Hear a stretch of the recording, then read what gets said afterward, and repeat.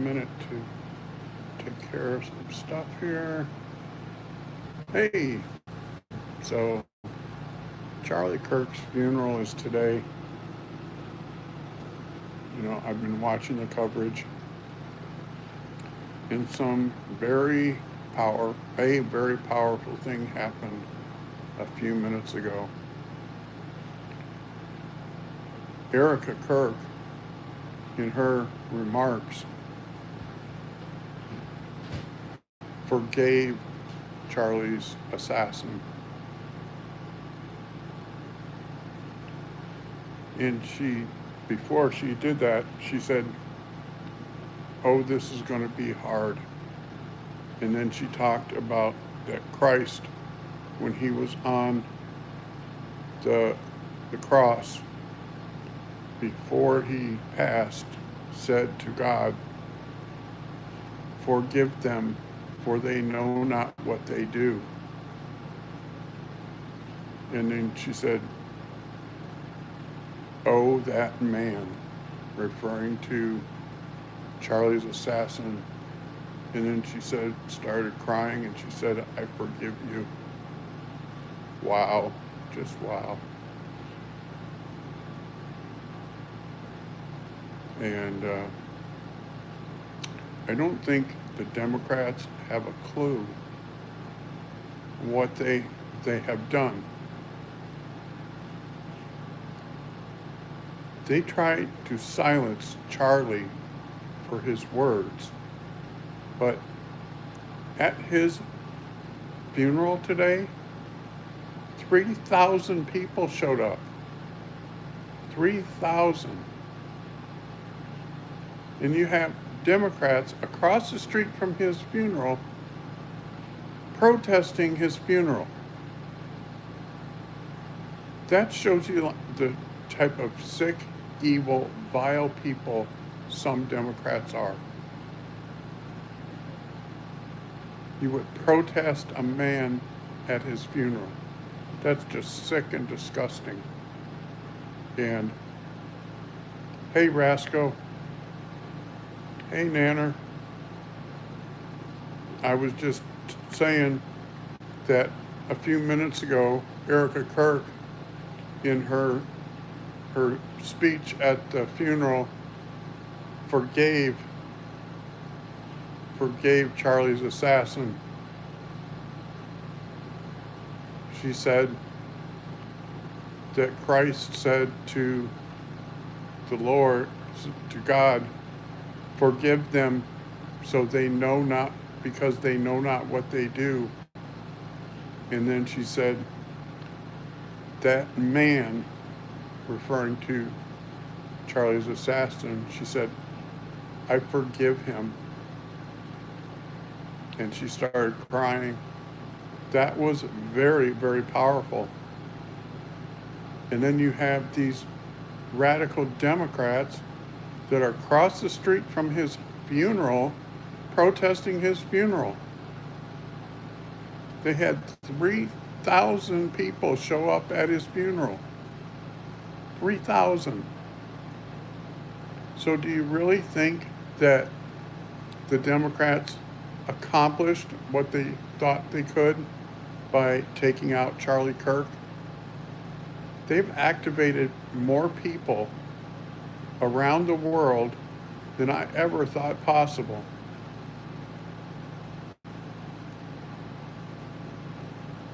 Hey, Radita, than I ever thought possible. Today, the stats came out today that in Virginia, what has been a deep blue state for years, that the Republican registration in Virginia since Charlie's assassination is up 35%. And the Democrat registration is down 24%. People have had enough. People have had enough. And then AOC goes on the House floor yesterday and calls Charlie an uneducated, ignorant man. Just because he didn't go to college doesn't mean he wasn't smart. And he certainly was not ignorant just because he loved God and wanted to share his faith with everyone. That doesn't make you ignorant. That does not make you ignorant if you have a faith and you want to share your faith with others. Here in this country, you have the right to the First Amendment. Hey, Dozell, you have a right to speak your mind. And the other side should not be telling you to shut the fuck up or anything like that. But this is what happens. You know, there's a saying, I'm a veteran. When you stop talking, that's when war happens, when you stop communicating.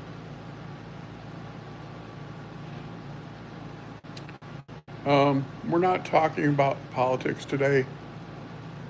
We're just talking about, things that are going on related to Charlie Kirk. And, at his funeral, that the Democrats were protesting the funeral. You don't protest somebody's funeral. You just don't do that from either side. And something was brought up this afternoon by one of the speakers. They said, when Charlie was assassinated, did you see riots in the streets? No. You saw prayer vigils. You saw people wanting to heal other people and talking to them.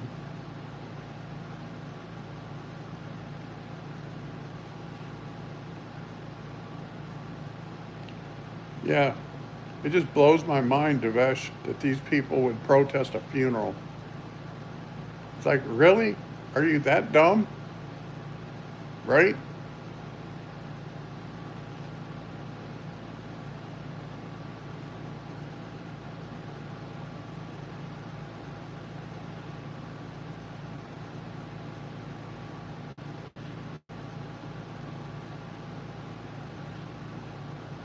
Yeah, most people don't respect that.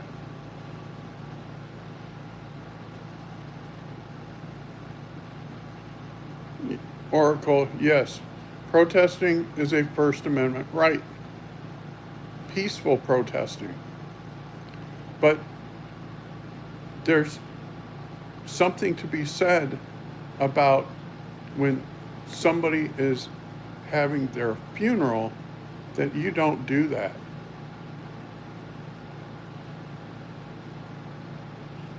Right, Nanner.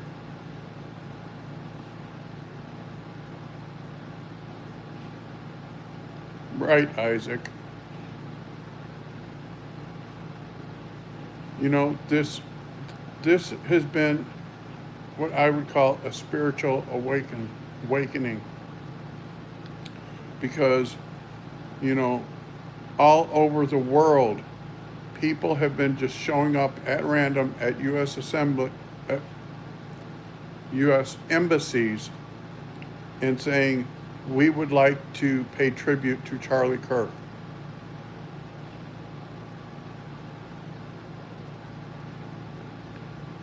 Charlie believed in patriotism, Hogan.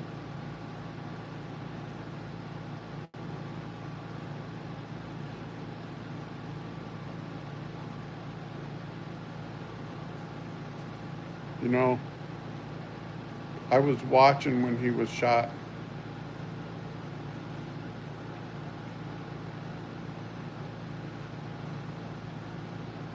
Yes, I remember Westboro Baptist protesting children's funeral, and they were told it was covered by the First Amendment. That was atrocious.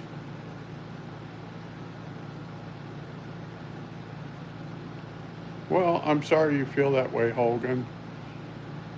But here in America, you have a right to that opinion. And I will not tell you nor should anyone tell you that you don't have a right to your opinion. Right. What I would like to point out is that we need to be careful about who we elect from either party, because what you have going on right now in England is that free speech is basically dead in England. You can be, if you post something online and someone calls the cops and says, that gave me anxiety, you are arrested. You are arrested. It's called breaching the public peace, which, how you could breach the public peace from reposting a meme, that I don't understand. Right, Oracle. That is true, Hogan. That is very true. Just like 2 weeks ago, there was a 14-year-old girl that picked up a hatchet and a knife to protect herself from being AR'd, and she was the one arrested. Yes, rest in peace, Melissa Hortman. That girl was arrested for telling her attacker, I will defend myself. We know who you are. She was arrested for brandishing a weapon in public.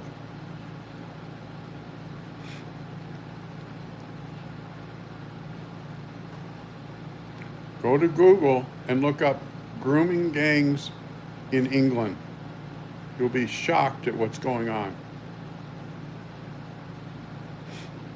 And it's been going on for 18 years. Go on YouTube and search grooming gangs in England. The stuff that comes up is just heartbreaking and atrocious.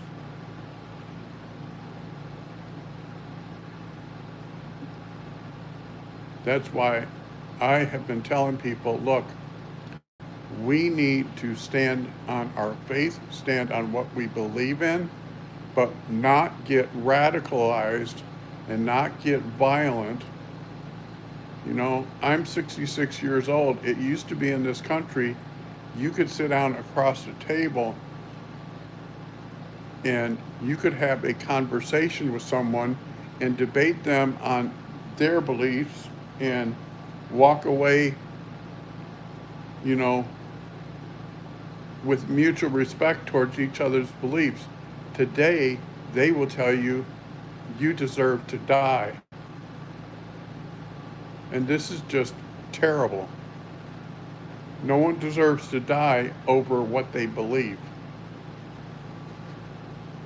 No one deserves to die over their faith and wanting to spread their faith.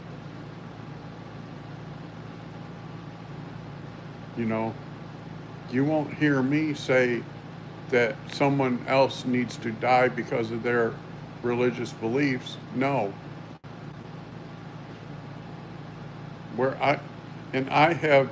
I used to be very hardcore death penalty, but I've changed recently in that I believe that the death penalty should be for the worst of the worst. The left-wing extremists do it all the time, Hogan. See, under Joe Biden, the right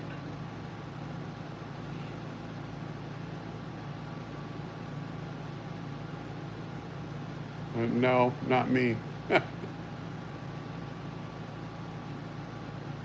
The right was persecuted. Under Joe Biden, we had his attorney general approve the raid at Trump's Mar-a-Lago and approved the use of deadly force. We have never done that in our country's history.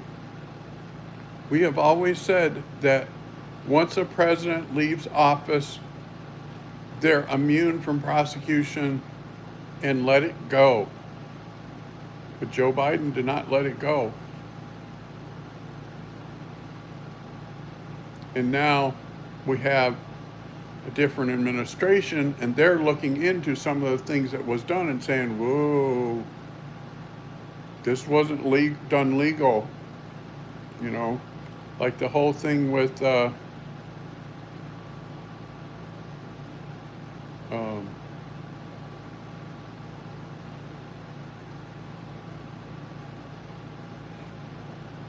yeah, need more dots. I was a truck driver. That's not really a crazy life.